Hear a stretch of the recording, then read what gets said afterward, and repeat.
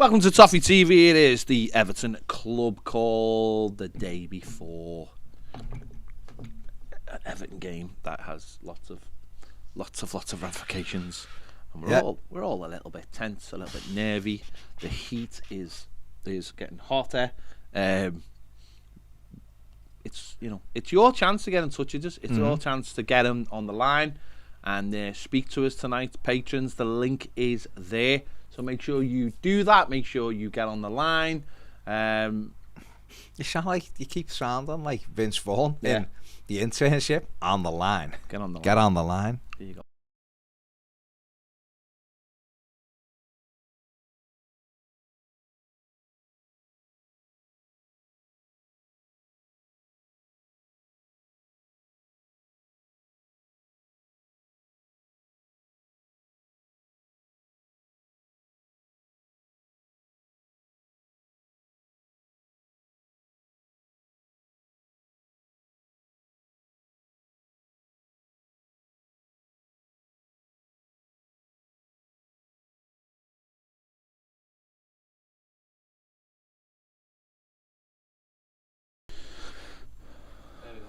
Okay, so apologies for that. The internet just went down in the entire building, apparently. That's what Ned says anyway, you know. Well, yeah. Yeah. You lost internet, is the way I like to look at it. Tommy, it probably is. I've just seen them all moving around outside, giggling, so yeah, obviously. Yeah. We are back up. We're back up and running. Mathew, Does that mean you've lost Astro as well? No, Astro's back. No, it's okay. Mathew says unfashionably late. While I don't look forward to our games, I do look forward to you guys' content. Nice one for keeping us sane.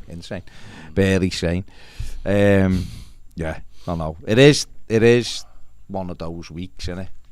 Just dragging. Absolutely dragging. You just need to play the game. That's where we're up to, aren't we? Just need the game here and get it played, because it's just been hovering over us. Quite depressing, really. But yeah, it's all a bit grim, isn't it? It is a bit grim at the moment. So moments you can't control, and your mind just starts to wander, doesn't it? And we haven't been in this position for such a long time. God, have we? No. So normally we'd be bemoaning the fact we've got nothing to play for. Well, last year we were going into the last game. Well, the last couple of games of the season needing 4 or 5 points. Just get into Europe. Yeah. Well, if we'd have beat City on the last day, we still had a chance there, and that was highly unlikely, of course it was. Whereas this year, God, what a difference 12 months makes. Jay Muncie says, oh hi. Says Coleman, Holgate, Keane, Godfrey, Michalenko, but Blues lose their heads if Frank started this. Is Iwobi now one of the first on the team sheet? Coleman usually does okay against Sahar, but the pace of Godfrey could really help. So would you drop Holgate? He's also been doing very good recently. No, you could definitely drop him. It depends how fit, obviously, Ben Godfrey is. And the manager might be looking at, it's just one game, isn't it? Can he get through one game? Yeah, so he could do. I don't. We were talking about this before, weren't we? About what does he do? Could he drop Seamus Coleman? You said to me, he normally does well against the Heart. He does have a couple of options, and he'll have to decide which one he thinks is the best. Ben Godfrey does offer you that pace at the back, which means you can play slightly higher up the pitch if you need to. So yeah, be interesting. Yeah. It's a tough one. It's a tough one, but he's got to, he's got to make that decision. Jay also says the Corey and Allen in the middle with Richarlison, Dom and Gordon. I think it'd be really harsh to leave Iwobi out. Oh, massively. I really do. So, Holgate would be the one if you were going to leave anyone out, but then he's done all right lately. But it's up to the manager, isn't it? The manager's got to decide whether Allen's fit enough to play. To get through the game, and after that we'll have to take it from there. See where we go. See where we're up to. It's a huge game and the fans will be unbelievable, and we'll have to see what happens now. Soph says we can't be nervous tomorrow, we've just got to sing and shout, boo the Palace players as much as we can. Yeah. Dark Arts says Leeds will get done by Brentford anyway, so we'll be safe. Yeah, I mean, I do think Brentford will batter Leeds, to be fair. Scott Pearson wants to know your thoughts on the She-Hulk trailer, Ped. It looks good. The special effects need a bit of work, and I believe there's been a problem with special effects houses because of COVID and laying workers off and stuff like that. All a bit technical. Hopefully it'll get itself sorted, but it looks good. Okay. And yes, I would. In the Hulk form. Oh, okay. Well, that's part of the joke of Yeah. She-Hulk is that she's overly sexualized because it's like a parody on how comic books like to draw pictures of women in comics. And the She-Hulk was, and so in the trailer there's actually a joke in it where she goes on Tinder and picks someone up and and carries them home. Right, fair dues. There's also something weirdly odd about green women, Air and Gamora. If you know, you know. If you know, you know. I don't know. That's fair enough. George says, lads, love your passion and honesty about the season. Will Tom Davies or Donny get a run tomorrow? Donny possibly could come in, in that Delph role. The manager clearly likes it. Donny could be the perfect fit for it. Donny could have always been the perfect fit for it, but I think early on in the season when we were playing forward at the back, people were too scared to give him the ball. And obviously went out the team, we changed it and Delph came in, but he's more of a like for Delph than anyone really, I think, because he's good on the ball. Yeah, Paul McCardle says, so true, the longest week in my life, sleep doesn't exist. Yeah, not a good night's sleep for a while. Matthew Elvin says the biggest game in our history, bigger than the relegation battle in 94, 98. Is it? I think it's probably similar. I wouldn't put one relegation battle over another, but no. I don't know what they're talking about. It's Ivan Toney, I know that. So it's going to be about Everton, isn't it? Obviously. Right, have we got Astro? Right, Astro's not there. He went missing because of the internet. Astro, we're trying to get you back, mate, if you're watching. He's back. I can hear him. Don't even need headphones. I can hear him. Ned's doing. Ned's just having a... I don't know what Ned's having an absolute It's because it's gone a little bit warm here, hasn't it? And I think when it goes warm, Ned just starts... Yeah, it's not your warm. Oh no, it's not your warm. I mean, listen, Nick. Do you know? Remember in RoboCop? Remember the sunblock stuff they had? Remember when they were sitting by the pool? That's what Ned's gonna have to have when we go to America. That's what he's gonna have to have. Honestly.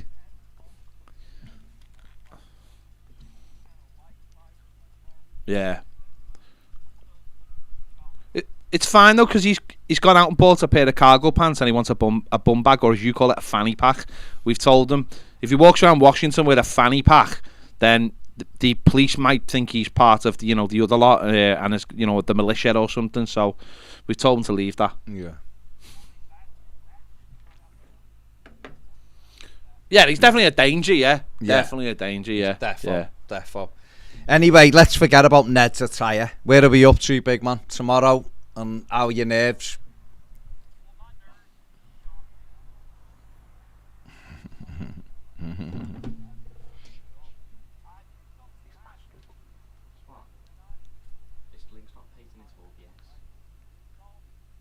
Then what's the point then? No one's is. Yeah, remember it, yeah.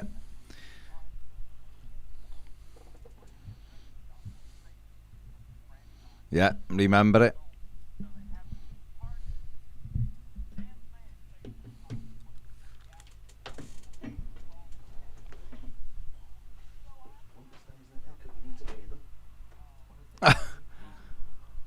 Okay.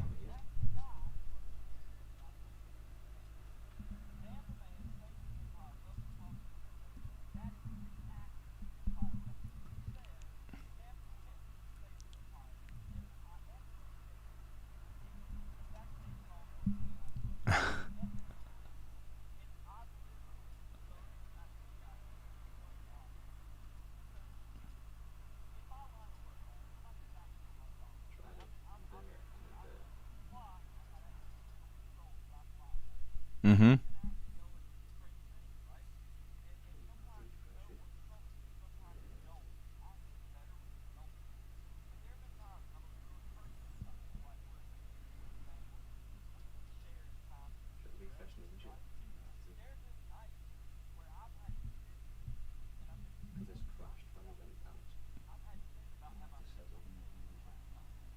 Wow. Yeah. This is VD19 for the tribe VDO. Yeah.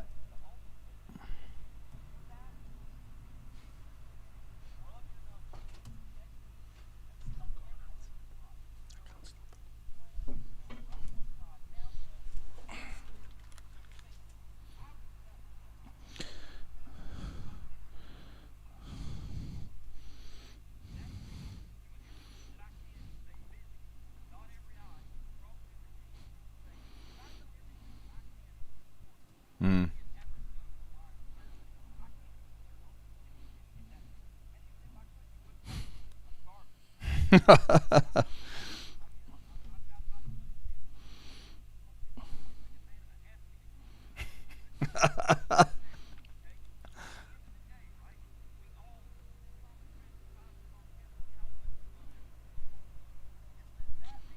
Mm.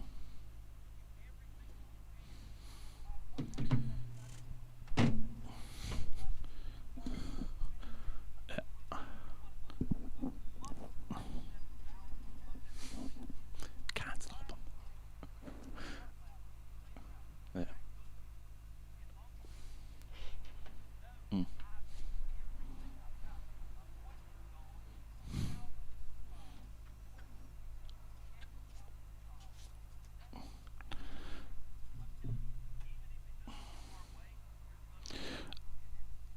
Nick, keep that passion and keep that spirit, and come back on in about 5 minutes, because we lost you partly through that. We can hear you, but people can't hear you. So we're gonna. Someone just said you sound. The greatest story. It's like ever. the Forest. It's like in Forrest Gump when the mics go down. So we'll get you back on in 5 minutes once Ned fixes the problem that he obviously caused, and we'll do all that again, mate. So give us 5 minutes, Nick. Ned, sort that out. Ned. Sorry. It was brilliant Right, as well. it was a I told you won't be able to hear it. Classic. You Ned. never know. You put him on here. In the chat. It doesn't No. matter. We're live. We got Ash on and said, no, wait, he's not working. We're on live, and you've got to like be and say, you know, Classic Ned. Classic Ned. Yeah. Ned Producer. just What title did he give himself? wasn't he? I don't know, director of Director producing of sound, something, and yeah. no one could hear Nick's sound. Andrew, and now we're gonna get him back. That was Ned. Ned told us it was fine, and we went on and then put in a chat instead of just stopping us. So we'll try and sort it. Derek says, really hoping to meet up with you guys when you're in the States. Anyway, you're looking forward to visiting in the US. Ever consider Pittsburgh? No, because it's got to go there. The only But way- yeah, the- we will see. We'll meet up with you. The only Derek, way I'd go defo. to Pittsburgh is if Everton playing Pittsburgh. You know what I mean? Hmm? So It's probably the only way we were going to Baltimore. yeah, it's the only way we're going be to honest. Baltimore, wasn't it? So there you go. But yeah, it'll be good to meet up with you, Derek, over there. We're going to I'm Washington. looking forward to seeing the White House. We're That's going what to I'm looking forward Washington. see. We're going to go into Baltimore, and then we're going to go to Minneapolis. So we're obviously trying to wait and find out to see what's going on, what the club are planning, and hopefully we can plan some things ourselves. Yeah. And we're hoping to get a Everton USA T-shirt designed as well. You know, America's club with some of the famous faces that have played for us. So if people want, if you've got some interest in a souvenir T-shirt, then as well, let us know about that. It's going to be good. Yeah, definitely. Christopher Gallagher says, Blues, please stop these waking at 4 a.m. night terrors. It's doing me in. All out tomorrow. Let's do it. Michael Wood says, and that's all I gotta say about the war in Vietnam. Yeah, that makes That's perfect it. sense. On the super chat, what he said, top man. That's right, Michael, on the super chat there. GSD said 80 waiting. It's like trying to talk to no Lebens in 80s on swap shop. Blue Peter says, panicking about tomorrow, lads. I said when we walked out of the Watford game, that could be one we look back on if we went down. I think Frank fell into the trap most Blues have. The 2 home games will be 6 points. We needed 1 win from Watford, Brentford, Palace and Arsenal. If we don't get it, we really can't moan. I'm just worried about the shape of the squad going into tomorrow. We look tired recently and they're full of pace, power and energy. Well, we'll see tomorrow, won't we? Yeah. You can't get away from the fact, Pete, that had the referee not intervened on Sunday, we'd have won the game. Keithy says, is it just me or do you think Branthwaite seems to have been given a bit of a free pass on his massive error on Sunday because he's young and inexperienced? If it was any other player, they would have been slaughtered for it. I know it's ref's decisions had an impact, but in my opinion, his massive error was the main reason we lost the game. He's still an experienced professional footballer, he's not albeit at under 23 level. And in my opinion, the scenario of not dealing with the ball over the top is the scenario you face at any level of football. Yeah, okay, fair enough. So what do you do? What do you want to do? Do you want to was the City and destroy him? Well, he's just said, don't get me wrong, I like the lad and don't want his head to drop, but he must process how big an error maybe it is. He is. Well, he might be, Keith. We don't know him, do we? He's not released a statement going on. What are we going to do? City and destroy him? You know, it happens, doesn't it? You know, we you know, it's football. It's what happens. He is a young lad, and he'll have to learn from it. That's just the way it is. He's been, you know, balls come over the top, and he hasn't got the experience to deal with the ball over the top. And he has to learn from that. He either does or he doesn't. It's not. There's no point sitting here destroying him. It's not like it happens. You know, when we talk about players making mistakes, we normally talk about players who are making mistakes week in and week out. Not like they made one mistake. You know, Anthony Gordon in the last few weeks has been rubbish. Let's get it right. He's been rubbish. He's worked hard, but he's been dross. You know, his job is to put the ball in the net or set up people. He hasn't done that. You know, but young players are inexperienced. You do let them off for a point because experience is huge. But what are we going to do? Just sit here and destroy them all week? What's the point? What's the point? Especially when it was a game that, you know, you look at what happened before that happened. It is what it is. It is what it is. I'm not going to sit here and destroy him. He's a young lad and he's made a mistake. And if we turn on him, then what's the point? Mathew says, lads, I just wanted to say I absolutely love this club and I love all of you. My family moved to Canada from Liverpool. My great nan lived on the corner from Anfield. But I've inherited such a great culture to be part of, not just footy-wise, but in general as well. I'm well versed in Liverpudlian chic. Now let's cheer our boys on Thursday and absolutely batter Palace. The more we like players like Gallagher, the louder we cheer them. We've seen how Madrid fans willed that victory against City and made a team of some of the best professionals in the world nervous to have the ball. Palace shouldn't have one comfy second on the ball. Yeah, Mathew, exactly. You can put pressure on people by getting in the faces, by the crowd being on the backs. And hopefully it'll be our day. Yeah. Tom says, lads, who are going to be our heroes tomorrow? I reckon Richie will get a goal. Yeah. Well, Richarlison's been the one lately, hasn't he? I think he's had 7 goal contributions, hasn't he, in the last 6 games or something. Yeah. You'd fancy him to score. Maybe Dom, the burden will be a little bit lighter because he's got a goal on Sunday. Yeah. Albeit, you know, it was a little bit of a lucky one. Got a full game under his belt. So maybe he'll be sharper. Yeah. And maybe that's the one. Yeah. Adam says, will either of you be watching former Toffee John Lundstrom in the Europa League final tonight? I remember him playing for Sheffield United when he beat us at Goodison. Nothing special technically, but loves to get stuck in. Probably why they idolise him up at Rangers. I might have it on for a bit. See what else is happening. Gray Lee says, the sheer transformation from angst to joy if we produce a performance for the ages and win tomorrow will be measurable on the Richter scale. Yeah. Bainey says, dreading tomorrow, lads. I know whatever will be. Just want a fair ref and match. Let it be in our hands and not the powers that be. We'll give you a wave in Upper Bullens, Baz, if I see you. Come on, you Toffee. He's got no nails left. It's right, mate. I know, I just want it here. It's just want it done. I want the season done, but this week. Because, you know, if we can just get over the line tomorrow, then... You know, it's done, isn't it? You know, we can relax for the weekend. The Arsenal game just becomes a Nottingham game. And, you know, becomes a game where you think, well, I hope Frank gives some players some game time. You know, Delhi maybe, Reece Welch, Isaac Price maybe, something like that. And you'll have something different to look at. Going to Arsenal on Sunday needing something. Yeah. It was the thing we said. We said it all season. We didn't want to go to that game needing something. Yeah, you don't want to be sitting there on Arteta Sunday. sending us down. You don't want to be sitting there Sunday. Well, you know, it's not not watching your game. Then are you watching? You've got to keep your eyes on 2 or 3 other games. And no, I don't want. No one wants that. That's just win tomorrow. Palace, come on, just throw one tomorrow. Just have one of them days where nothing goes right for you, and we just win the game, and then we can just put this godforsaken season to bed. Horrible. Michael Wood says the Branthwaite needs to lay in comments as exactly why Everton will struggle to do the buy young and sell high. Too many people jump and hammer them for simple mistakes. Well, if we're going to change this football... You're right, Michael, by the way. If we're going to change this football club and change this team and have a competitive, exciting team that we want, then the only way to do that is to buy young players who are prone to mistakes and to build together. We've tried the other way. We've spunked a load of money on players, give them stupid wages, and they've not been asked about it, and it's been a disaster. And people talk about we want this and we want to be like this club or that club, but don't want to give them time. Young players make mistakes. Yeah, they do. We can talk about Branthwaite's mistake, and it was a mistake. It was a poor decision. He should have been nowhere near Tony.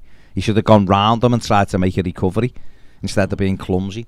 But you can't move away from the fact that it was a penalty for 6 seconds earlier, which the referee should have given, and that thing doesn't happen. But young players will make mistakes. It's the way it is. So if we're gonna change and get an exciting attacking team that we all want to watch and we're all proud of, we're gonna have to change the way we feel as a fan base. I think we're gonna have to be more patient. We're gonna have to allow people to make mistakes. We're gonna have to support people no matter what. And I'm sure most people do.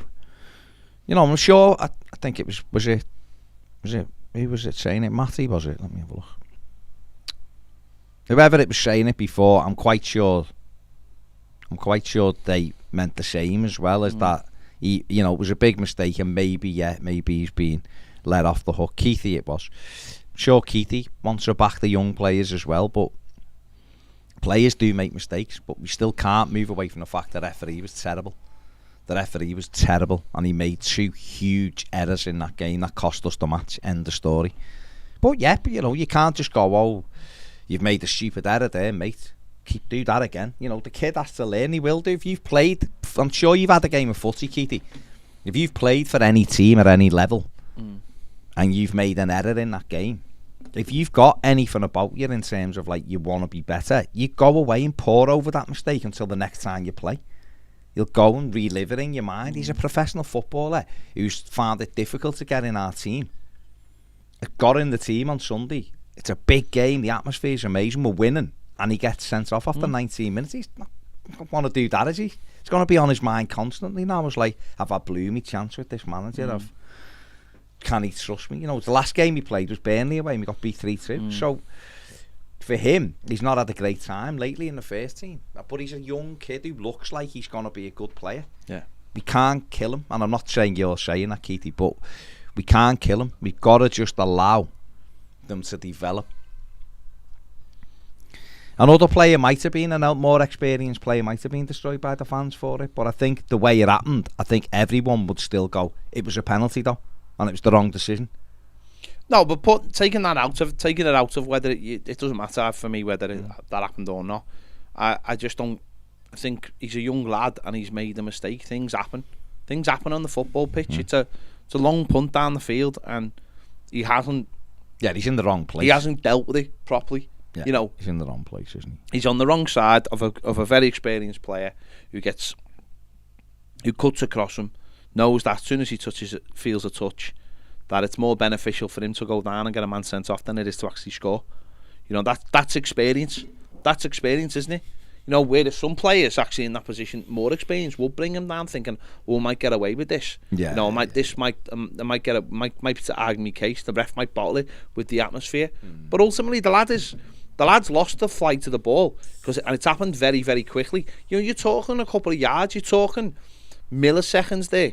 That don't fixate over where it happened. Go back to the halfway line. where it truly happens. Where he started from. And it's literally the fact, it's the lack of, it's what an experienced player that would do there is think, this ball might bounce and it might come over. So if I start running backwards now, I can deal with it. But because he's a young lad, he's probably following the ball. He's ball watching. He's ball watching. He's thinking, oh, something's going to happen here. He's watching it. And he hasn't seen, an older player would go, if this ball bounces and he volleys it, it's going over my head, and this lad's faster than me. And I've got to be ready. Do you know what, right? If you really wanted to, you could say, why wasn't Jordan Pickford on the edge of his area? No, and you know what I mean? You could say that. Gary Neville saying starting position. You could see the keeper's starting position was poor. You could say the keeper should have been on the edge of his box, because that's why keepers do go to the edge of the box or higher, so that when that ball comes over, they can clear it. You see that a lot. So there can be question marks over Jordan Pickford there for that sending off, because even when the ball bounces, Pickford's still in his goal. He retreats. Exactly. See, really, what Branthwaite should do there is once that comes down and Tony goes, you go alongside. He's trying to get too close to Tony, and he doesn't need to. He needs to come round him almost to try and make the recovery. Tony's trying to get it under control because it's been welly down the field. But because you're so tight to the defender, any connection, you're down. And you have to, and again, an experienced player would probably in that decision decide to give it up and go, right, I'm not winning this. Trust me, goalie. I've got to trust me goalie and get the other side of the goalie. Yeah. Look at Mina at Leicester. Yeah. Keeper's got a 1-on-1. He trusts the goalie, but also he goes behind him. And you can see if you can get a block on it. The worst comes to worst, Tony knocks it in. It's 1-1. Yeah. It's 11v11. 11, and we go again. So yeah, Andy McGregor says, him. Scottish fella. Yeah, says, leave the refs alone, you bullies. They're just men. Innocent men. They are just innocent. I don't know how innocent they are. Innocent's a bit of a stretch. I don't know if they're just men either, but bit of a stretch. Yeah. The XG of a ref. Yeah, he will. Andy will give us the XG of the ref in a minute. Gavin Johnson says, I think the players will go into the game motivated and confident. We all know we would have beat Brentford without bad refereeing. Yeah, absolutely.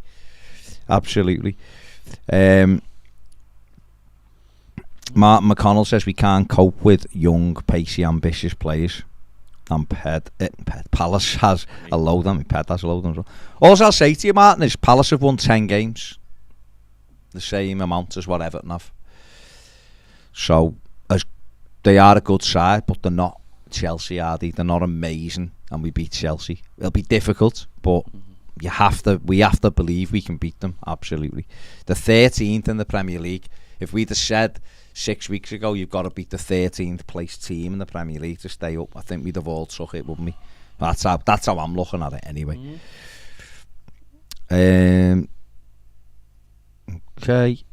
Gavin Johnson says we won't get Brennan Johnson if Forest win their playoff final. Well, no, maybe not. Maybe he'll want to stay. Maybe he won't. Steve P says, I feel like with the money coming in from Moyes, Keane and Richarlison and Don, we'll have a real chance of rebuilding the squad. But we have to do it right. No more rejects and slow has-beens on big wages. Yeah, absolutely. Making sure you're hitting the like button while you're on. I've seen that message in the comments a few times. Liam says, as long as the kid improves and gains experience from his mistakes, I think we have to take that.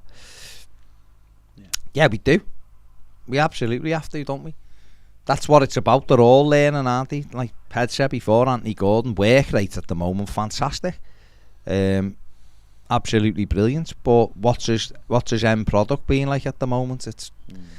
He's got to get more. Don't forget it, when he's playing in a front three, his job is to score goals. You look at the best front threes in the Premier League. You know, Liverpool's have got three of their front three are in the top 10 goal scorers in the league. Man City up there the same. You know, Chelsea have people like Pulisic as well as even Werner, who's, you know, people rip, has still probably got 7 or 8, 9 goals. When you're playing in those wide areas, the same goes with Damari Gray as well. Like Richarlison's on 9. That's about right for a wide striker, 9, 10 goals. But where's the others? And that's been the problem. So Gordon's he's got to keep improving. And that, you know, they all have to, haven't they? Let's be honest. Yeah, they'll be getting on. Just got a new room open. All sorts of going on. Can't even use the camera and microphone on Google Chrome all of a sudden. The internet's gone mental. Kev Murphy says, "Hi lads, I'm blue through and through, but I've got to say we have struggled for years with money, stupid signings, signed a load of deadwood." Got it working now. All right, it's back working. If you want to give us a call, I want to put the link on. Ned's going to put the new link on In the page. in the patrons. There you go. Phil Cinema Cave says, "Who would you rather have, Grealish or Jota?" Jota. Yeah. Oh, Jota, yeah. Just because he's a finish, he's got the end product. Grealish is a great player, but No. Grealish is a great player, but Jota is. But then again, I don't know. Jota maybe in our team mightn't work because he mightn't get the service. Done all right in Wolves though, didn't he? Although Dave, yeah. Grealish might be the person to create opportunities for the plays we've already got. So it's an interesting one, yeah, interesting one. That. But I do like Jota. I think his movement's brilliant, and I think his in the air he's brilliant for a player of his height. It's brilliant. Yeah, sorry, I was shaking my head. Keithy says, "Fair enough to my comments responding to Bramthwaite, but I personally think the penalty prior to it was highly debatable. All right, Both players seem to have been at it. The more obvious error was the non. No, you're right. The non-second yellow was a terrible error, but it was a penalty. It was a penalty. The amount of people have gone, it was a penalty. You can't. There's nowhere where Richarlison's ragging the lad's shit. When a ball comes in, if you're in a box, yeah, you might go like that if they've got you. There might be like a little thingy. He's literally pulling his shirt above his head and the shirt stretching from this angle. If they're both at it, you can't see that. If they're both at it here, like next to each other and the tussling, fair enough, I get that. It isn't. He's pulling him from here. Richarlison's shirt is like that. That is a penalty anywhere. Anywhere. It's a penalty. And anywhere else on the pitch, it's a booking. Everybody's. Keith Hackett's done another 5 tweets about it today. It's a stone wall penalty. Yeah, it is, mate. Honest, it's one to me. It's one of the most blatant penalties I've ever seen. You can't grab hold of someone's shirt. I can't pull your shirt from here and go, "That's 6 or 1, half a dozen." I don't know. Astro sent me this. Exactly. We'll take them. But yeah, you're absolutely right as well. The second one for the yellow card, with the non-yellow card, was embarrassing, and that would have been game over.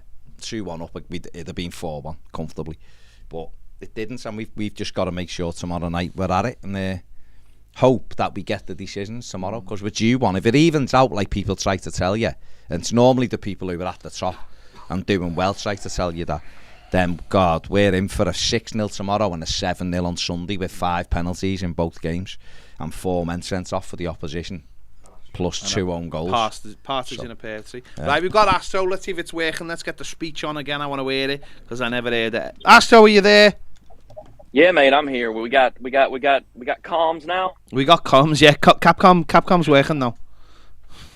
Good. Now, where did any of that get heard? No, I heard it, but it was beautiful. Okay. I heard it, but it was beautiful. So go again. Go on. You know what, right? I said, let's do it again. How are you feeling about tomorrow, mate? And how's your week been? There you go. You know what, right? This week has reminded me of some of the hardest weeks that I've ever lived through, right? I've been more nervous than a long-tailed cat in a room full of rocking chairs at an old folks' home, okay? I mean, just that's how it's been. And I asked myself, like, what can I do? Is there anything that I haven't done that I can do? So I watched an old cult classic last weekend called Empire Records, right? Where these kids that work in this record shop don't want their beloved store, which has a unique identity and just a boss place to work. They don't want it to be like a soulless franchise. I mean, this is old. This is back when they sold music in stores, right? Yeah. So regardless, they have a party, a damn the man save the empire party. We need to raise enough money so that the owner can buy the store. Yeah, and that's what they do. They rage against the machine to save what they love, right? Okay, so where they kick the party off, right, there's an actor named Ethan Embry, and he says, damn the man, save the empire, okay? Well, who better to say, damn the man, save the empire and up the Toffees than the guy from the movie, Ethan Embry. So I reached out to him, and he cut a video for me. And, I mean, I made the video exactly like the scene in the movie, right? The music, the same song kicks in at the same time. Damn the man, save the empire, up the Toffees, and that's what you got to do. You got to show up loud. You got to start loud. You got to stay loud. And like to answer a question from a couple of weeks ago, somebody asked if I fly. Okay. Mhm. Yeah, I fly. I'm enlisted air crew, right? I'm in the service. I want to just be honest though, right? Like doing this job, right, has sent me some places and asked of me to do some things where, I had some sleepless nights beforehand. In fact, I appreciated the times where stuff kicked off and I didn't know it was coming, right? But when you got to go somewhere and you got to do something that's going to be wicked dangerous, right? You have to contemplate the weight and the gravity of what you're going to do the next day, right? And you worry. And for us, it's no different. We're all sat worrying and wondering what's going to happen tomorrow, who's going to show up, how's it going to go down. And I'm going to tell you how I've coped with this for almost 20 years, okay? You do everything that you can that's in your power. Right? You check your gear over and over. You make sure the airplane's tip-top from stem to stern. You make sure your crew members are ready to go. You make sure that you know the plan and that everybody knows the plan and everybody knows their part and somebody else's part, because you may have to step up. You may be the next man up, okay? Now, listen, I can't step onto the pitch at Goodison, and you wouldn't want me to, okay, because I'd be about as much use on that pitch as a one-legged man in an ass-kicking contest. But we all have to do our part, okay? We all have to step up. And I know that some people were calling it cop-out behavior. No, it's I want to stay in the Premier League behavior. It's I love my football club behavior. And it's I want to celebrate what Everton is behavior, okay? So show up, get loud, stay loud, okay? And let me just throw something out, right? If you hear anybody that throws racist abuse out, shut them down, okay? Because that ain't who we are and that ain't what we do, okay? We are vocal in support of our club. We can boo and whistle and everything else. Leave that garbage at the door. But for us, this is it. This is 90 minutes to nowhere if we're not careful. This needs to be 90 minutes to safety, 90 minutes to, my God, we get to relax and enjoy our summer. But ultimately what this comes down to is this is our mission right here. And we got to make sure we know what we're doing. You guys have done what you've done all year long, providing us with excellent content, with an excellent dialogue. The supporters are showing up. I mean, everybody was like covered in like smoke powder by the time they got in the ground on Sunday. And the crowd, the people are doing all they can. Let's not leave any stone unturned. Yeah. Let's just do ourselves. And you know what you want to do? You want to be able to look yourself in the mirror the next day and go, I did all I could. Even if it doesn't go our way. And trust me, sometimes in life, it don't go your way. But you got to look in the mirror and know you did everything you could. Absolutely. And it was probably better the first time around. Sorry about that. No, that wasn't your fault, mate. You're right, mate. You're absolutely right. We've tried to do everything we can. The players have got to try to do everything they can tomorrow, and if we come together like we have been, then maybe that'll be enough, and then we can all breathe and take this club forward. Because at the moment, we're just stuck in and you're right. We're stuck in a rut, and that's a conversation that we've got to have. I hope it's a conversation we get to have, because the last thing that I want to do is spending the summer doing a mishap report on this horrible season. But you know what? While I say this season is horrible, I have never ever been more proud to count myself as an Evertonian, because the way people have pulled together. I mean, you got Yandalf the Blue coming out with poetry that ought to be in a fine leather-bound book in a library that smells of rich mahogany and cognac glasses and Indeed. like I don't know, you know what I mean, like tweed and stuff. And I mean, you got all these boss fans like Dave and Barry and the fans groups organizing everything. I mean, like, we are literally an all-star selection of badasses, and we deserve a football club the same. Yeah. Yeah, absolutely. No, we agree, mate. Totally agree. Absolutely. And if we don't get it, there will be hell to pay, I believe. So Let's just get it. Let's start it by just retaining our Premier League status, and then take it from there. And then, because it's going to be, I think it's going to be a hell of a summer in terms of change at Everton. I think it's going to be a hell of a summer. Lot out, lot in, and building. But obviously, tomorrow we get a chance to build for the Premier League for next season. So let's make sure we get it done. Let's just make sure we get it done. I mean, like, in all honesty, you guys lived through the other seasons where we were so close to relegation. This, I've read about those. I've talked to people about those. Why does this one feel so much more like, to me, okay, as a person who didn't live through it, this one feels like it stings different because it almost feels like it's self-inflicted. Well, it is in certain aspects. It is of it. self-inflicted.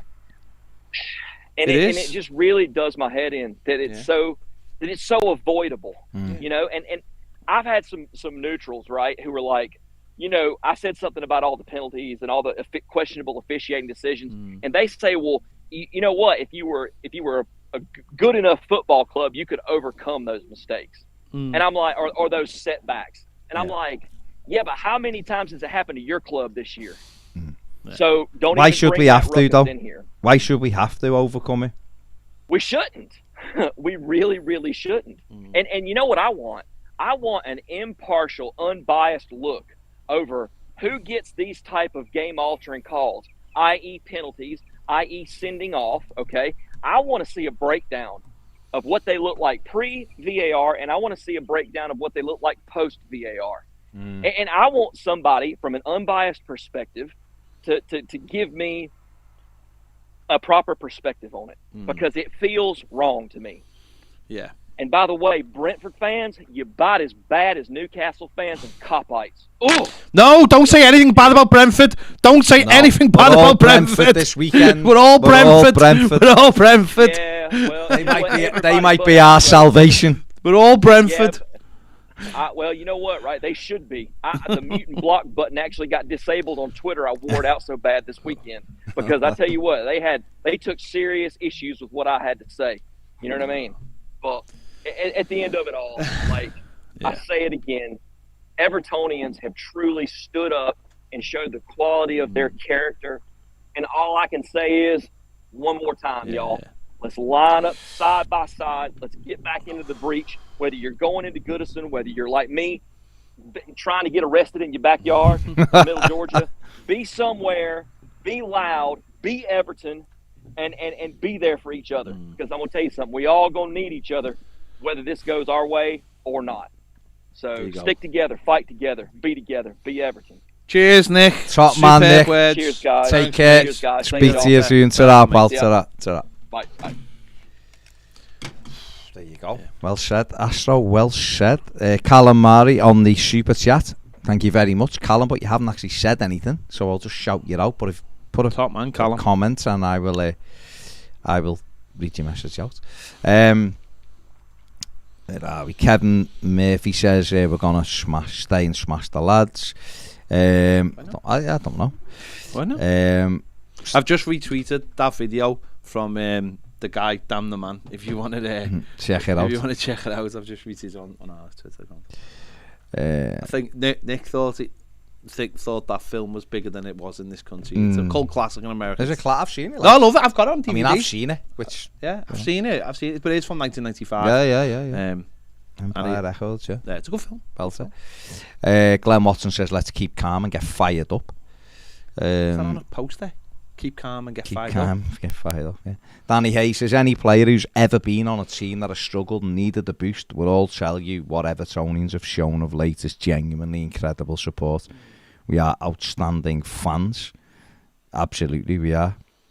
Mark McConnell says, hope you're right, Baz, and I'm 100% wrong. I will graciously accept that. What did he say? What did he say, Martin? Was it? Oh, about Palace. No, I'm not saying they're not a good side, because they are, and they have got pacey players and stuff. Not disputing anything you said. All I was saying was we've won the same amount of games as them. So there's obviously more to it, isn't there, than just that. We beat Chelsea, and a lot of people didn't give us any hope of beating Chelsea that day at Goodison, and we beat them. So it's a game of footy. Everyone can beat everyone. It's up to us to go out and do it. Our need is greater than their need, and we have to harness it properly tomorrow. Hope that no referee decides to interfere like Michael Oliver did on Sunday. It's Anthony Don't give Taylor. them the opportunity. Don't give them the opportunity, and let's just stuff them. Derek Polahonki says, I was looking at the squads of the past, and the spending spree of 2017-18 is abysmal. All of the Lukaku money down the drain. No, it is. It is. Martin Edwards says who's playing midfield tomorrow, Baz. The core, I'd see if Alan can get through it, he's fit. or if he can do like an hour or something, and then you can maybe look at Donny van der Beek then, for the last hour. I mean, I don't know how fit Donny van der Beek is, but I think I'd rather Alan have at least an hour and just see if we can get through it. But we'll see. Daniel Hignett says, you know what, boys, maybe it took us to get this low in order for us to truly realise what Everton is. Well, maybe this is the great reset we've needed. We've had this conversation before. In 1994, this is exactly what happened. I remember going to the first game of the 94-95 season, Aston Villa. We drew 2-2. Parkend was built. And it was weird because it felt fashionable. It was weird, right? Because I say why it was weird. Because we were all so like optimistic. And we thought we had our team back. You know what Ruben did that day though? I'm blue, that. Well, every time he scored. But anyway, go on. So we played that game, and honestly, we drew 2-2. But we were still actually really crap. We were really crap. Graham Stewart scored, but because he scored in the Wimbledon game, he suddenly got. Graham Stewart, when he scored against Wimbledon, was like this play where when he came in, Kendall was saying, "Oh, he's going to be the next Trevor Steven and all." That's how I see him. And the Wimbledon game made him. It made him, didn't it? He was a hero. He scored in that game, and people were like, "Oh, you know, we're going to be better." We weren't. We were still crap, and it was a weird summer because we got the new Parkend. And that was the other thing I remember walking in that game. This is the weirdest thing, and this tells you the difference between the now and then. When I walked in for that game, that was the first time I'd seen the Parkend complete. You'd probably seen it because you worked there. But that was the first time walking into a game and seeing it, and I was a bit like, it's made the ground look different though. Yeah, but I was a bit like, should have been 2 levels. Yeah, that's all right, isn't it? When you think that's a massive missed opportunity. But then I was all like, everything was positive with Everton. Got 2-2, and then as the weeks went on, but because the new stand come and Johnson was like trying to introduce all these quirky, stupid things like the Dixie mascot and took Z cars away, and didn't Blue. He got this like Swedish band to write this song, and the words were on the scoreboard like it was karaoke, and Evertonians just stood there like, "Oh, what are you doing?" Took Z cars away, but the fans, because of the Wimbledon game, felt like they'd come that close to losing their football club, and the fans were just nuts. And we actually went from having, what the hell's that? The aftermath of the Billy Sharp thing. We went from having very low crowds to having sold out every week, and it got to the point where we played West Ham, and it was like late October, early November, and we still hadn't won a game, and Gary Ablett scored and we won 1-0. But I remember the injury time was just nuts. The injury time was like 5 minutes, and I think we had one cleared off the line. They had one cleared off the line. It was absolutely nuts. But the fans were absolutely incredible. And then that carried us through the rest of the season with Joe Royle and winning the cup. And the next couple of seasons were great. And it sort of just dissipated when Joe Royle left. When Joe Royle left, it felt like everything we'd worked for, it felt like the air just had been, released out of the room. That, and everything just went. And then Kendall came in, and it was like we lost play. We'd already started losing players, and we lost Gary Speed, and Dunk played that season, obviously, but ended up going to Newcastle. Started losing players one by one.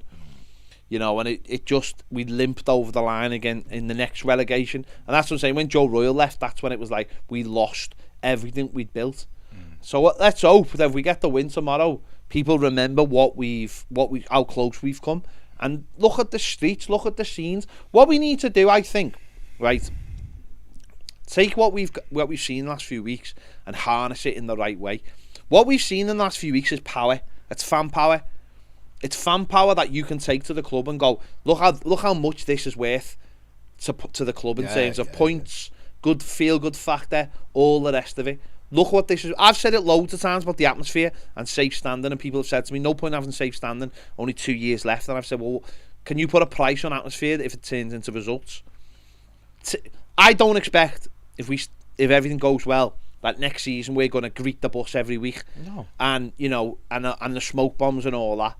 But we have to harness the atmosphere to a point where every game there's a good atmosphere, it's positive, and the fans, the fan groups, the coaches, this new, the fan on the board thing, the ESSG, fans forum, they have a lot more power going forward. Do you think they should greet the bus?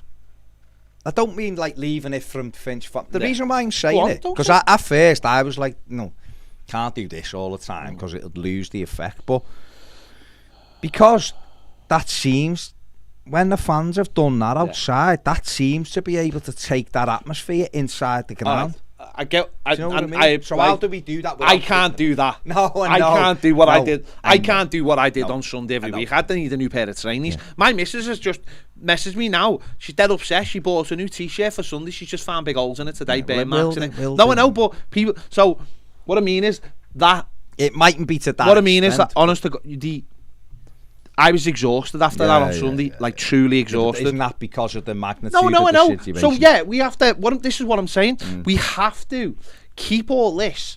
I'm not saying scale it down, but just do it maybe do it like in an organised way. So do it in an organised way. That this might sound stupid, but so you don't need this thing of like, so there's thousands lying in the streets, because that's not practical. Certainly not practical in the winter. Right, so we need to get a way of doing it so it's organised and we know what we're doing. I said a while ago, didn't I? This was pre-COVID. I said, you know, after the game when people are when people are waiting for autographs, why not do it so the players walk through the park end and they're all dry and they can get a cup of tea and the players have to walk past them, and it means, and if you're gonna do something, make it in a way that is.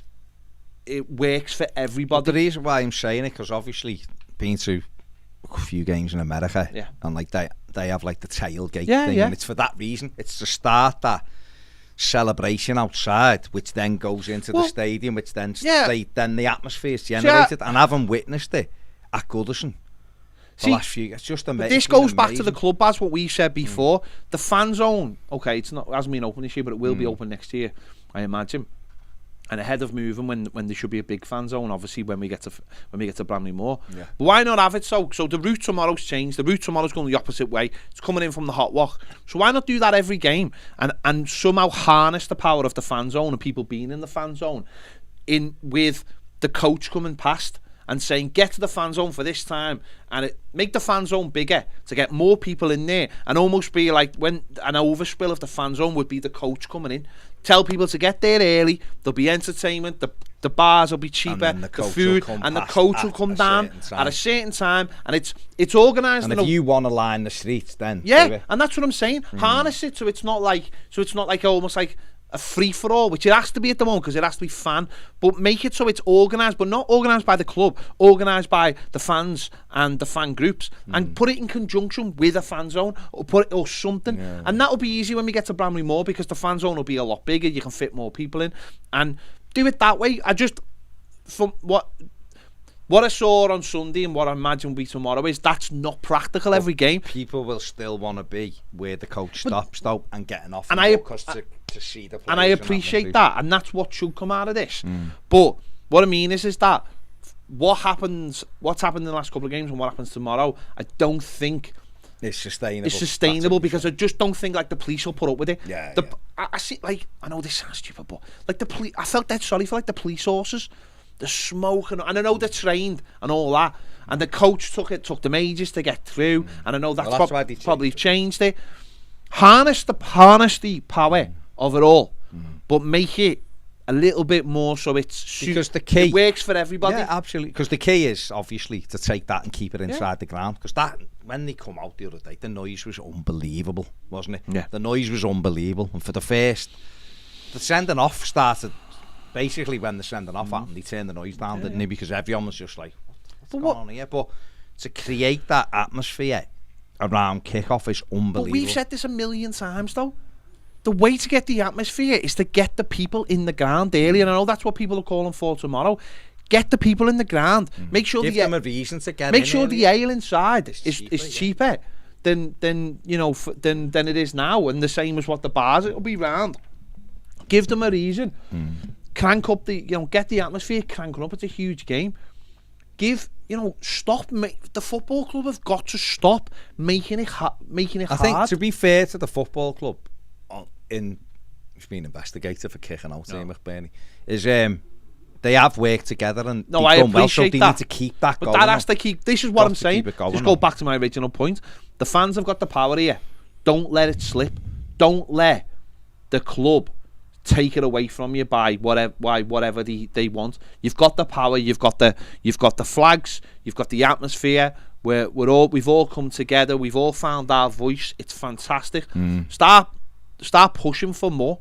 Start saying to them about the I know that it's limited. I appreciate it's limited because there's limited space within the ground and all that, and the club actually probably don't want everyone in the ground because it'd be too full. But start pushing for things within the ground, the food, the drink, make it easier. We said this all season without, the fan zone hasn't been there, round the ground's been a little bit stale. It has picked up, of course, I appreciate that. You've got the power now. Frank Lampard gave the fans the power last week when he invited the group to go to and to thank them, or he took them and the group was there. They've got the power. Keep pushing. You've got it. If we get someone on the board, if someone goes on the board, push for it to be real. Push for it to be a genuine person, to be there and do the right things, and then hopefully we take that to Bramley Moor, where we'll have bigger facilities, a bigger footprint for a fan zone to get people into. The things that we experienced when we went to Germany. Get people. If people have got money in the pocket, they want to spend it at Everton. Make them spend it at Everton. Make them spend their money with Everton. That's and then give them stuff. Give them stuff to be excited about. Gaz says another terrible VAR decision last night, and for once it went against Liverpool. There was a blatant foul in the build-up to Southampton's goal. I was gobsmacked when it wasn't overturned. It just shows how unfit for use VAR is, even when it gives decisions against those it's designed to help. So I barely slept last night. Please win, Everton. I've had enough of this now. I can't do 4 more nights like it. John Washburn says Brentford till we die. Gareth Hughes says Ped speaking about Bristol City away last night brought back more memories, but not the Matt Jackson one. We drew them again, I think, 3 or 4 years later. It was 0-0 with a few minutes left. It was 1-1, wasn't it? Didn't he get 2 that day? Free kick, didn't he score from a free kick? No, that's what he's saying. He got a free kick and Bakayoko lined it up. I said to my pal, look this, I'm off. Stood up to leave and he smashed it top bins. Cute, total carnage. Don't know how we got out of there in one piece. Proper nasty with thousands of yokels waiting outside the game. Gary Ball says, amen Astro, preach brother. That was from before. But it is vital we keep this going as we move forward, isn't it? We try to harness this atmosphere and to take the club forward. It's power. That's what you got to look at. It's power.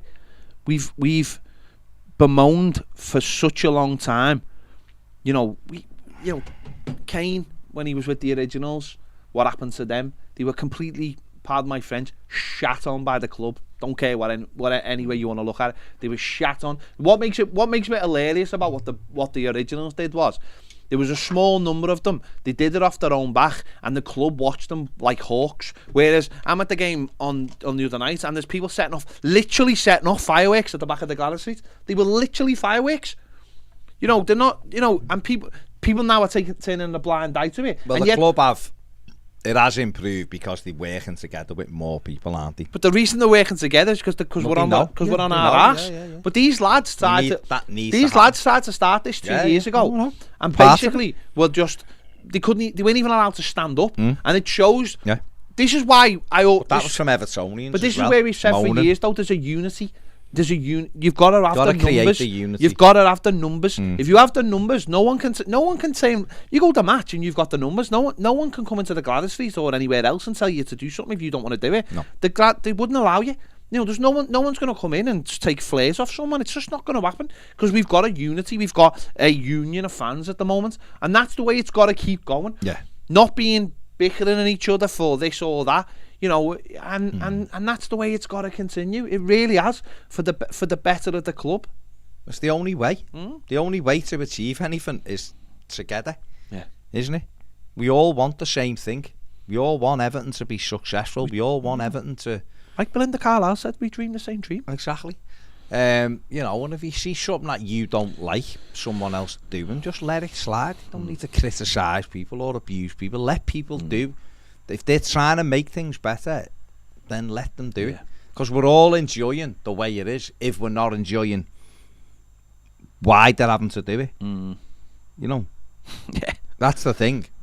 The actual outcome is because it's needed. Yeah. If you want to call in, by the way, and you're on Patreon, the link at the top, you just the link. Just click on the link at the top. Press on your phone, and then use your phone like a phone. Yeah, that's it. Come on, Mike. Have you know done how a super to use chat? this. I'll go back to it. You know how to use this, Mike. Come on. Glenn says, Ped, were you at the Wimbledon game? Yes. Famously, because I was Famously, on telly. You're on the telly, weren't you? I was on, as a young whippersnapper. As the game, well, when they went over to Football Focus, it was on me. And my alpha was getting all kinds of people messaging. Well, not messaging them, because it was 1994. You know, sending pigeons, ravens. Yeah. On the DVD at the end, you can see me. I'm standing there looking, and it's after the game, and I'm not even celebrating. I'm just frozen, in fear. Jay says it. Make sure you hit that like button and subscribe if you haven't. But Jay says, tell you what, Baz, if we win tomorrow, we're defo fucking the stewards off telling us to leave the ground out there. Yeah. Me and Jay start talking. It's literally 3.5 minutes after the game's finished. Pathetic. Can you make your way out, please? If I had one message also to Everton Football Club, stop the stewards from kicking people out. Right? I am absolutely horrified by it. Listen, I make a video after the game, right, and they come over and they normally just leave me alone when I've had them, but it's not for me, right? There are people who fly from all over the world to come and watch this football club, and you're trying to get mad money, and you're trying to get them out the game after the end of 5 minutes. That is pathetic. I know now the stewards who work for the company, right? But that's better, because the old stewards who just want to get off and go to Winslow, right? I can understand that, but these fellas work. They are on money for it, and whether it's, you know, whatever, they work for a company. Everton need to stop to tell them to leave fans alone. We should be allowed to stay in that ground for half an hour afterwards if we want to. People should be able to get pictures, talk to people, do whatever they want. I'm sick to death of it. It's pathetic, absolutely pathetic from the football club. When we go to America to those games, you'll be able to stay there as long as you want. In Germany, we were in the game for an hour after having a bevy. For a bevy. An hour after. Taking pictures, right? Taking pictures, having chat. They left us all. They wanted you in the ground. You were spending money. Tell the stewards to leave people alone, because it's pathetic. Honest to God, pathetic. So, yeah. If we win tomorrow, mate, we'll just sit down, and when he come over, we'll just say, no, mate. No, not tonight, fella. See you, mate. Not tonight, fella. Where are we? David Eeyore says the club have been a closed shop, and in recent times there's been a bit more inclusivity, but the club is still out of touch. Had some good times, if you know what I mean. We've had good times. Yeah. Eugene says, I think Everton will do the great escape and beat Crystal Palace tomorrow night, and Everton will be playing Premier League football again next season. God, I hope you're right, Eugene. I do as well, to be fair. I think we'll get over the line, but I think it'll be tight. Ben says, even if we lose, I can still see us staying up, depending on Burnley's results. I know, but I still don't. We don't want that, though, do we, mate? We just want to go out tomorrow, beat them. Imagine a 3-0 win. Do you know what I mean? And you just win. Injury time. Just win. Just injury time. Sat there with like 2 minutes gone on of a 3-minute one, and you're 3-0, and then I can actually go, we won't not win this game. Imagine just sitting there like that, breathing. I just want to see the elation at the, like, you know what I mean, at the final whistle, the relief. It isn't celebration, because there's nothing to celebrate, but there will be relief, because we will have fought off something horrible that has been round our neck all season. And it started horribly with Carlo getting off, then we appointed Benitez, and the feeling was bad right from the word go. And no matter how many times you try to be positive for yourself or to try to give that message to go, look, we're all in it together. There was no unity there. There was no unity. Watford game finished. The Watford game ended it for anyone. We've moved past that. There was the derby. That was the one for me. The derby was just a joke. It was a fan joke. Protest at the Arsenal game. There was the all stuff. of it. I think it was the sit-in after the Villa game. Brands being all of that nonsense spilling over. Brands telling fans stuff. Allegedly, other members of the board selling people stuff at games that it had nothing to do with them. We're fractured, absolutely fractured as a football club. That's what has happened this season. We were absolutely fractured. You know, the 27 campaign at the Arsenal game, you know, people telling other fans, you know, you're not real fans for leaving your seats and all this kind of thing. They want to change. Protests around the ground. We've seen it all. We've seen everything this season. But what the mad thing is, we're finishing it unified. Yeah. And all we need to do now is get over the line. You know, we're getting people in the right. We're getting people. We've got new people, new director of football. We've got other people into the club. We've got people out of the club. There's going to be lots of changes over the summer. I think in the squad. Hopefully there'll be other changes higher up at the club, as far as I'm concerned. But we're all in this together, and all we just need to do is just get over the fucking line. This is the thing. We just get over the line. We can breathe. We can open our jeans and sit on the couch and go, and just move forward.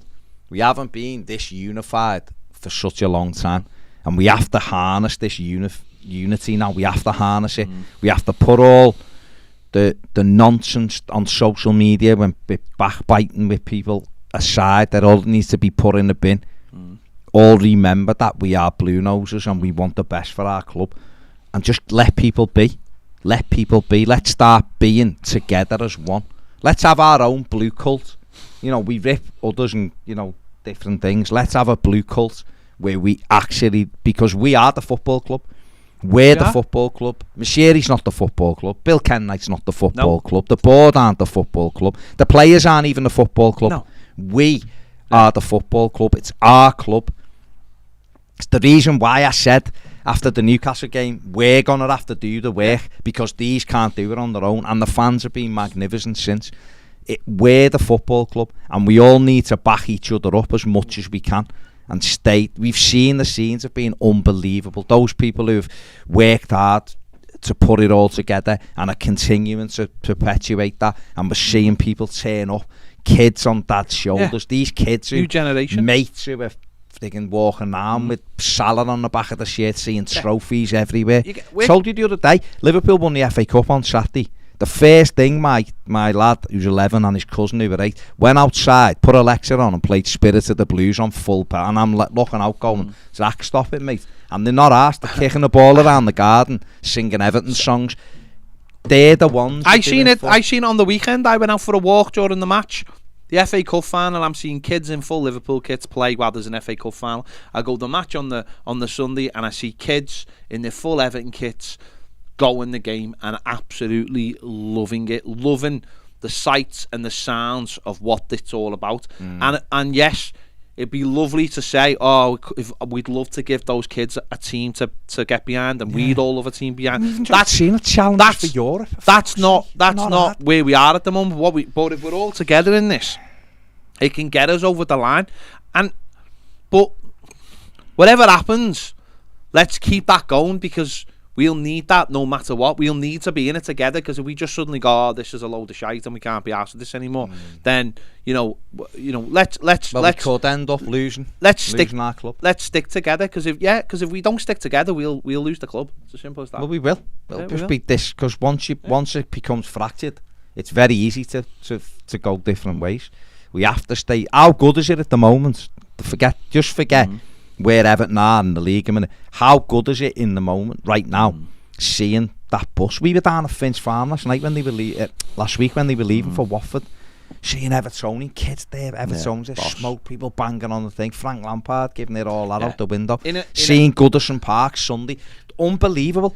Them banners, the blue smoke, the noise, it was unbelievable. In a city where it quite possibly in the next 2 weeks, we might be sharing a city with the intergalactic champions of the universe. You know what I mean? Yeah. But no one's asked. No one cares. That doesn't matter. No. That's good, because that's the first time for years that our fans have actually turned around and gone to them.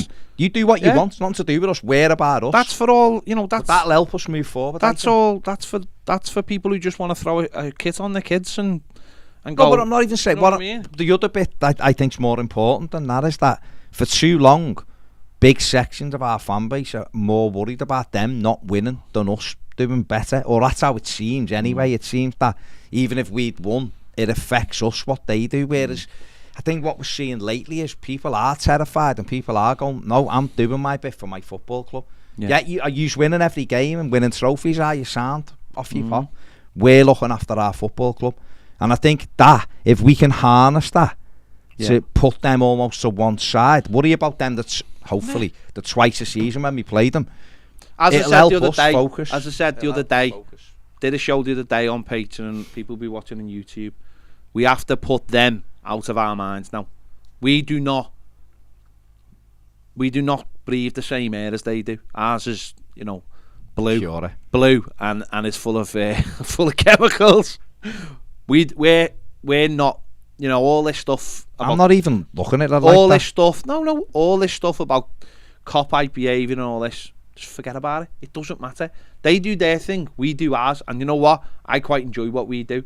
We're terrible. We're not a great football team. We've got problems. What does it matter? We're just an innocent football team. We're just a normal football team. What I'm saying with that is just put them to, even whatever they do, put them to one side, but let's harness this now just to worry about our own football club and put all our energies into our football club. And if we do that, then, you know, I've just said before, we are the football club, so let's worry about ourselves. Forget about them. Forget about other clubs. Let's worry about, because we are, if we stay unified, like unified as a fan base as much as we possibly can do, and staunch and noisy and raucous, we will drive this football club forward. Because what we've done is, since Mashiri come in, we've almost all of us sat back and gone, the money will take us where we want to go, and it hasn't. No, so now, if we stay true to what we're doing, support each other, we will drive this football club and forward. The other side of it as well is that we absolutely live rent-free in their heads, and I've got no idea. It is weird. I've got it's weird no idea how why. they need approval all the time. I don't It's understand. mad. Ned came in earlier, and they were filming out there, and there was someone who come from the inside, and Ned was saying all he was talking about was Everton. He's sitting there doing videos about them winning things and players and all this stuff, and all he was talking about was us. It's mad. That's all he was talking about. Did we live in their head rent-free? They could win the quad. Talking about how amazing it was when Origi scored the winner. Not the amazing how, not the feeling that was amazing because they scored a winner. The thing that was amazing for him is because there was blue smoke on the pitch. We live rent free in their heads. It's weird. I don't understand the obsession they have with us when we've been absolutely non-threat for years, and they're like kings of the world. I don't understand it, but we do. But anyway, let's move on. So let's just get away from that. Danny says they need to win. My wife's brother and his wife are coming to Houston from Dallas this weekend, and I can't have them see me losing the plot if we lose on Sunday. Ben Skelton says there are fan groups wanting us to pitch invade, but in my opinion we shouldn't be celebrating this. Not for this one. Harrison McGlasson, what a name, says if there's anything we can take from this awful season, it's the unity of the fans. Absolutely. Jordan says no mistakes, just a strong professional performance. Can't bear it going to the wire on Sunday, but then let's focus on bringing players in who are winners. History of Football says if we stay up, then it would be one of the biggest reliefs in my life, especially with all these internet trolls for months going on. Yeah. Brian says I'm listening driving home from work thinking that if we don't get the job done tomorrow, then we won't have the strength come Sunday. Jim says as a United fan, really hoping you stay up. Wish it was Liverpool in your position. I'm not even answering Rafa Benitez fan thing because it's mad. Harrison said flew in from the US for the last 2 games of the season, absolutely buzzing for the atmosphere. Haven't been to Goodison since 2014. Is right, mate. Liam says try being a blue living in Ireland, lads. At least you have fellow blues to bounce off. I'm surrounded by them. Surrounded, literally the only blue in the village. Come move over here. You're better though, because you're fighting the good fight on your own.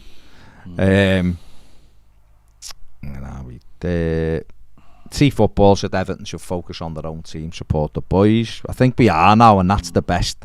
That's the best thing about it, is people we are now. MGN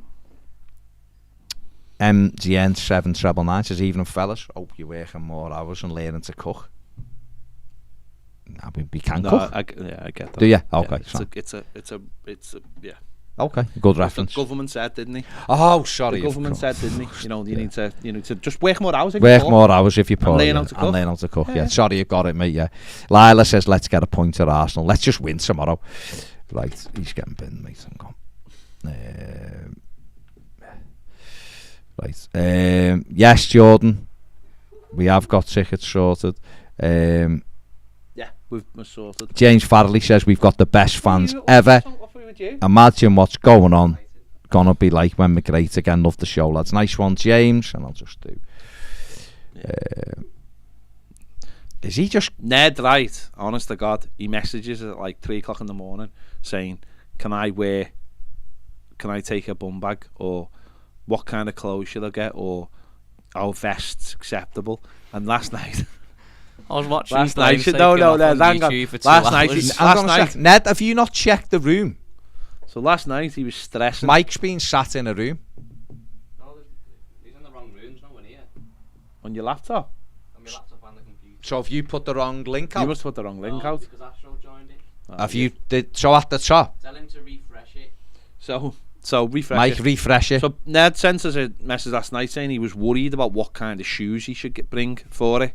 Right, genuinely 2 months to go to America. He did. And he sent us a picture of him wearing these loafers, right? He was shocking. Oh my God, he was like, do you think I should bring these? Like, they were like, if anyone's ever seen those shoes Vic Reeves wears, the summer loafers, the old ones, summer loafers he wants to take. They're that long. They are literally. Honestly, just in case. Honestly, like if we took him to Washington, the Smithsonian would want to take them in. Yeah. Put them next to the Amelia Earhart's plane. That's how bad they are. They're shocking. Honestly, they are just ridiculous. They would have been going down the river in them. They are terrible. And he's like, I don't know what it's like 2 months. Yeah. 2 months. Wants to wear a vest with sliders, a bucket hat, a bum bag, and them loafers. He thinks we're going to some kind of festival. Yeah, or a thinks beach. We're going to some. Honestly, I went on YouTube on my phone to look at planes flying off just before I went to bed. I thought I'd watch planes for 10 minutes of relaxing, and must have been on there for an hour and a half just watching planes taking off from Manchester. I think. This pub. Do you know what you should get? I definitely think you should get an NWA t-shirt, right? Wear that one day.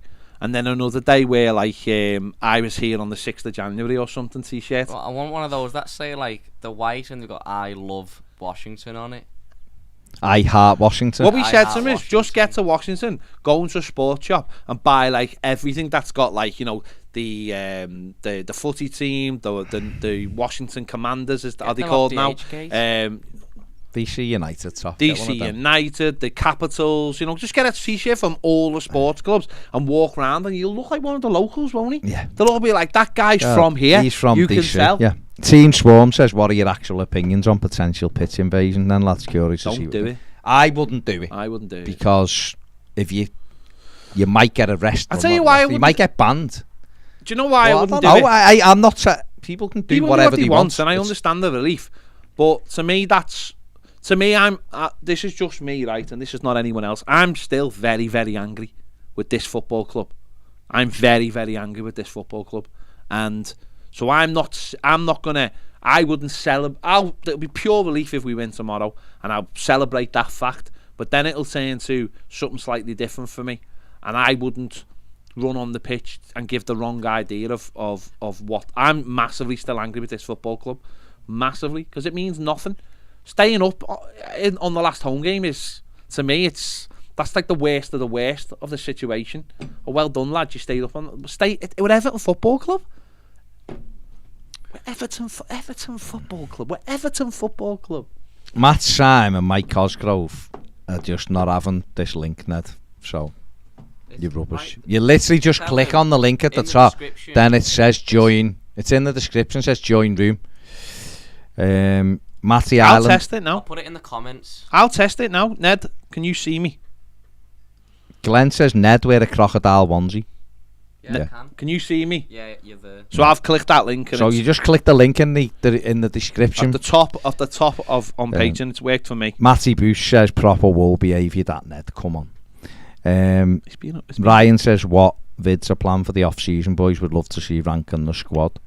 Well, we will do all that. We'll do like who we keep, who we should move on, and all that. But just right now, let's just try and stay up first, and then we'll be able to.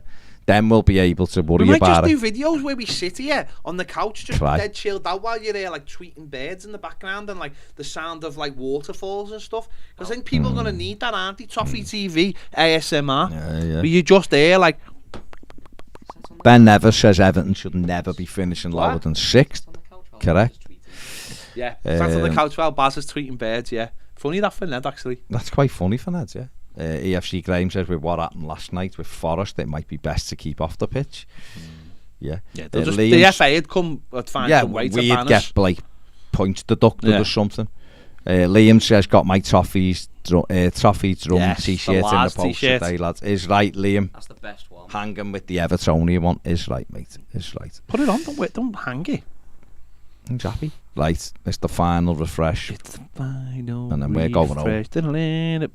Oh, do you know what it is tonight? The very last Derry Girls at 9 o'clock. Last night was amazing. Tonight is the last don't tell me. Ever. I won't. I'm just saying. Tonight it's the last one ever. It's an hour long. Oh, I can't wait for it. Last night was amazing. Okay. I can't wait. Amazing. What a show. I can't wait. What a show. You always know a good show because they go out at the top. They don't drag it out. Basic Trig says, is Ned going to Washington cosplaying as Abraham Lincoln? Yeah, he's going to wear, to be fair, I think he'll wear white socks and sandals. Bum bag. Surprise me. No, I've got some sporty vests. With a t-shirt that says, I'm with Dickhead. I've got some sports. I don't need a bum bag now because I bought some new. How many Lonsdale vests have you got? I don't wear Lonsdale, not about that life. I thought you were a roadman. I don't drink Carlin either. I thought you were a roadman. Ned, he doesn't know what Ned a roadman decided he wanted to Make be a sure you roadman. hit the like button and subscribe. Ned decided he wanted to be a roadman, so went out and bought a load of high-vis stuff. I ain't a roadman. And he puts out cones. I am a roadman. Listen to him. I put out cones on Challenge Junction. I'm PR roadman. PR roadman? He doesn't even know what it means. It's terrifying. It's absolutely terrifying. Ned. It's terrifying. Ned. Team Swarmwood, who would be your transfer targets? I'd go Brennan Johnson and Nia Carty. Yeah, both are very good. I just need to stay up first, then I can actually hone my transfer targets right now. Hone it? No. Grandad breaks records to become the oldest Brit to climb Everest at 68. Fair play. Oh, next year's kit? No, I don't think so. No, I don't think so. What was the question? Are we wearing the kit? We wear the kit against Arsenal. No. We need to stay up first so we can sort the sponsor out. But there you go. Matthew Bush says could see Ned in a Pringles sweater. Yeah, in 86 I could see him in a Pringles tube. The way he's going. Yeah, it's true. And Ryan says can absolutely see Ned smashing down a corn dog. That's what you call it. Basic Trick says it'd be a sweater made of Pringles. Yeah. That'd be more accurate. Yeah. Right, thanks for everybody who joined us. Apologies if you tried to get into on the phone. Yeah, don't know what technical problems, but full on Ned. But, full on Nedded up. But yeah. So one more sleep, people, and then we can just win tomorrow and we can all chill out. Take it easy. If you're a patron, we'll see you soon. YouTube people, we'll see you next week. Bye. Take it easy. Bye.